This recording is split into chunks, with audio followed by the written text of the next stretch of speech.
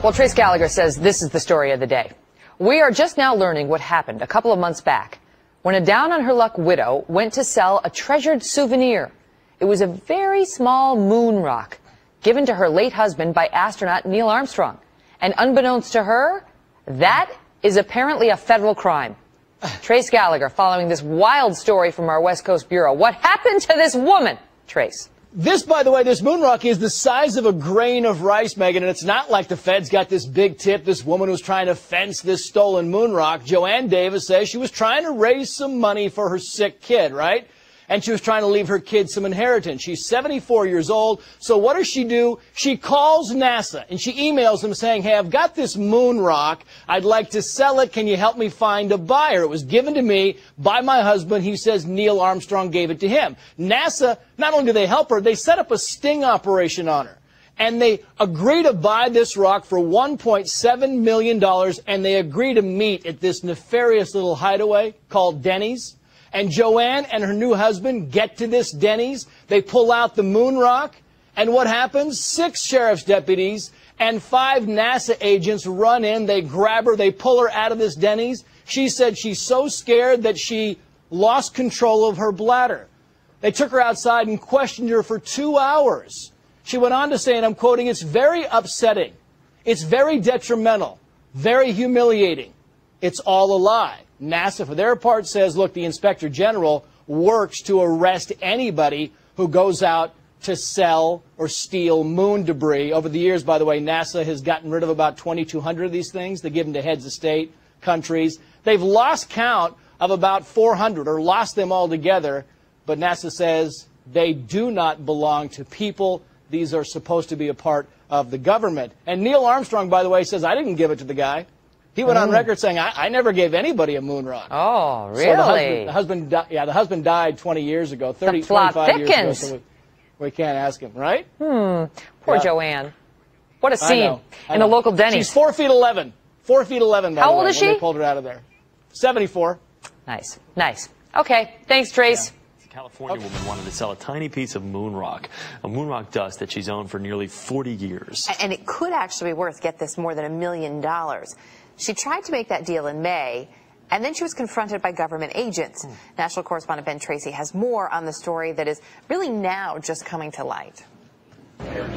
We just walked over. 74-year-old California grandmother Joanne Davis thought she was going to her local Denny's for a simple business transaction, but then it got ugly. And I get in. Someone is grabbing me from the back. Now they're pulling me out of the booth, and they have a hold of me pretty darn good. And the force was like unnecessary in my part because I'm like 110. I'm 4'11".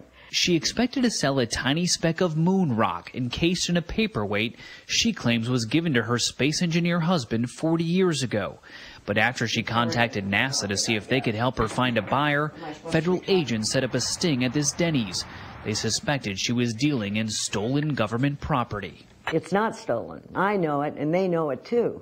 But how else are they going to credit themselves with how they took it? I mean, how do they justify it? NASA declined to comment on an ongoing investigation. Yet 5 months after being detained and questioned for 2 hours, Davis still hasn't been charged with anything. There's no such law that moon rocks belong to the federal government. There are laws about stealing from the federal government, and I understand that. And if anybody could show that these moon rocks were stolen from the federal government, that's a horse of a different color. But they haven't shown that.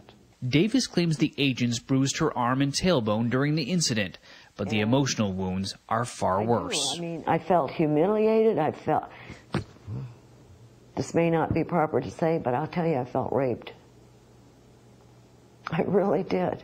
At this point, Davis simply wants NASA to return what she feels is her property. But she does have an attorney, and they're considering legal action of their own. Ben Tracy, CBS News, Los Angeles. During the conference, I asked Buzz Aldrin about the recent Dutch moon rock incident. In 1969, during their goodwill tour, the Apollo 11 crew gave a moon rock to the then ambassador to the Netherlands, J. William Middendorf, who in turn presented it to former Dutch Prime Minister Willem Drees. My and Aldrin's exchange was very civil and very peaceful. Yeah. I have a few questions I would like to ask, if I may. Firstly, as I'm sure you might have read in the newspapers recently, a moon rock that was on display in a Dutch museum, which you, Neil, and Mike had given to the then ambassador to the Netherlands at the time. It turned out to be a piece of petrified wood. I was wondering, at the time, when you were in possession of this, were you aware that this was petrified wood, or were you also led to believe that it was a genuine moon rock? Petrified wood. Well, that doesn't sound like it came from the moon. The samples that we, as best I can recall, that we distributed among world leaders in our 45-day around-the-world trip were encased in plastic lucite so that you could see the small amount of moon dust. Now, what happens to that display once it is presented to somebody is not the responsibility of the United States, and it certainly isn't the responsibility of the crew that gave it to them.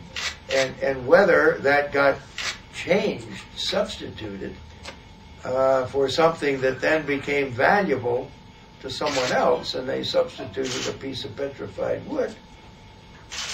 That would be my more probable explanation for this. Now, who did that? We have no idea. But I'm sure the United States would not present to world leaders a piece of petrified wood claiming that it was a sample from the moon. Okay, so you're telling me that you give these samples out to the people and someone swapped it around after you gave it to the world leader, probably? Well, that's my best guess, but it's a guess. I have no information at all. Okay. My second... I know that I had a watch that I wore on the moon. Buzz, I've got a question for you, actually. An Omega watch. If I may. And it was missing. But it's considered stolen property, and if you have access to stolen property, you don't advertise it around until the right time you figure out how to dispose of it. Okay. Because you'll be accused of stealing or harboring stolen property. It makes things kind of complicated. Surprising discovery, water on the moon, 100 times more of it than scientists ever suspected. Nearly 40 years after the last Apollo moon landing in 1972, scientists are still studying rocks brought back by the astronauts. And it turns out they contain just as much water as similar rocks here on Earth.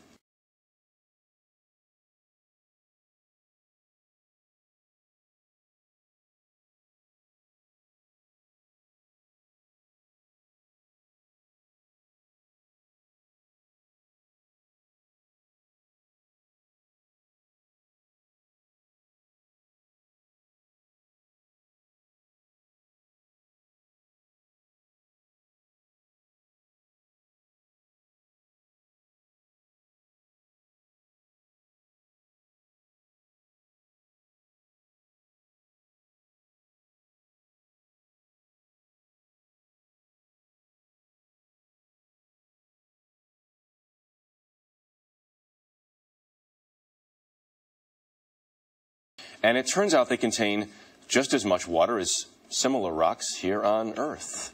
Similar rocks here on Earth. Here on Earth.